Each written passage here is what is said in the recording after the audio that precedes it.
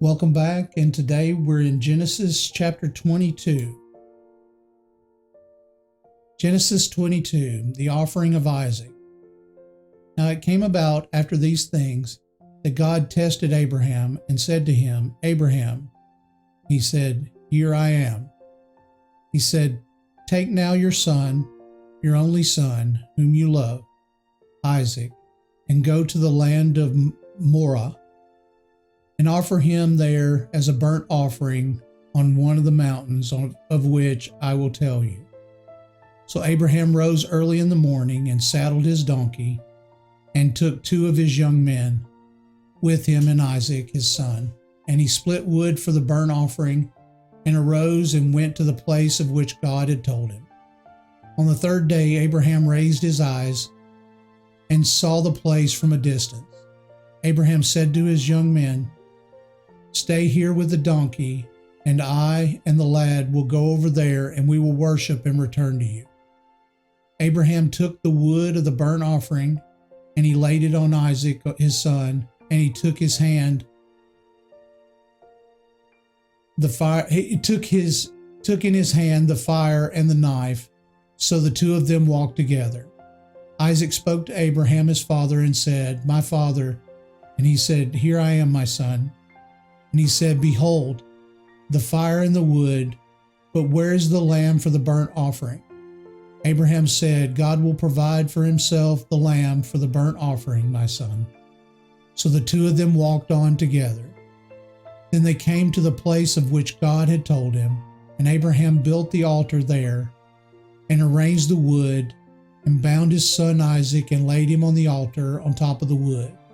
Abraham stretched out his hand, and he took the knife to slay his son. But the angel of the Lord called on him from heaven and said, Abraham, Abraham.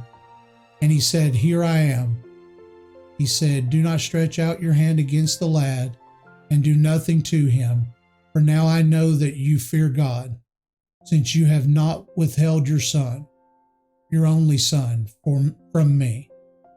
Then Abraham raised his eyes, and he looked, and behold, behind him a ram caught in the thicket by his horns.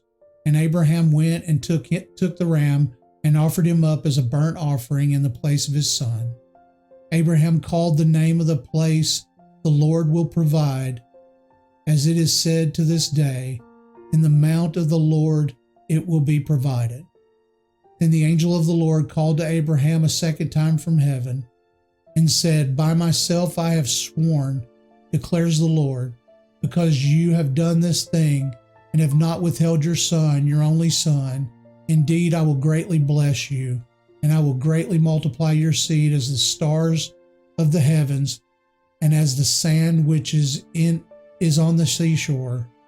And your seed shall possess the gate of their enemies. In your seed all the nations of the earth shall be blessed, because you have obeyed my voice. So Abraham returned to his young men, and they arose and went together to Beersheba. And Abraham lived at Beersheba. Now it came about after these things that it was told to Abraham, saying, Behold, Malachi also has borne children to your brother Nahor, Uz his firstborn, and Buz his brother, and Kemuel, the father of Aram, and Chest, and Hazo, and Pildash, and Jidalf, and Bethuel. Bethuel became the father of Rebekah. These 8 Malachi bore to Nabor, Abraham's brother. His concubine, whose name was Reumah, also bore Tabah, and Gaham, and Tahash, and Makkah. And that concludes chapter 22. Okay, let's go inside the text. Okay, God tested Abraham. This was not a temptation. Rather, God examined Abraham's heart. Take your son and offer him. So after all this time, where he was promised a son for 25 years, okay, he was told to take his son to sacrifice him. It says, MacArthur writes, these startling commands activated a special testing ordeal for Abraham, i.e., to sacrifice his only son, repeated 3 times by God. This would mean killing the son, who at this point was 20 years old. And with that, ending the promise of the Abrahamic covenant. Such action would seem irrational, yet no matter what, Abraham would obey. It says, it was speaking of Moriah, traditionally associated with Jerusalem. This was actually the site on which Solomon's temple would eventually be built. It said, I will go, I and the lad will go, we will worship and return. From that point of leaving his men, that was a 3-day journey, which MacArthur writes affords much time of reflection upon God's commands, but without wavering or questioning the morality of human sacrifice for the purpose of God. Abraham confidently assured his servants of his and Isaac's return and went ahead with the arrangements for the sacrifice. There's a reference in here for Hebrews later on about revealing confidence in the Lord. That this part of it was talking about Abraham's preparations to kill his son as he's putting things together.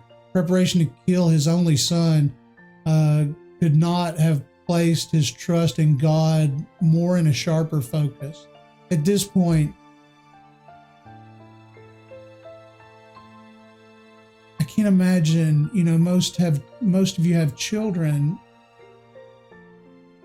The Lord comes to you and asks you to sacrifice a child. I feel like I've been tested in my lifetime to a certain extent, but I can't imagine the test of this, to be asked to kill your own child. Now I know Abraham passed the test. He demonstrated his faith that God responds with justification. In place of his son, the idea of a substitutionary atonement is introduced, which would find its fulfillment in the death of Christ. So so many people that I tell them is, if you read the Bible and you've got to see so much of Christ in the Old Testament, and you see it here as a substitutionary, where it says it's a substitutionary atonement, which later on Christ will be for us, because we can't achieve righteousness because of sinful flesh. Christ came and died for our sins. So that substitutionary atonement is just a symbol here, opposed to what we'll see later on. So this is in this, it says, this goes on to say through later on in the chapter, in this informal reformation of his Abrahamic covenant, the Lord mentioned 3 elements: the land, the seed, and a blessing, but with attention directed graphically to the conquest of the land promised. Shall possess the gate of their enemies, which the gate of their enemies refers to conquering their enemies so as to control their city. So this just shows some more where he's guaranteeing Abraham of what's about to take place and what's about to come to fruition. And that concludes everything for chapter 22. Hope to see you back here for chapter 23.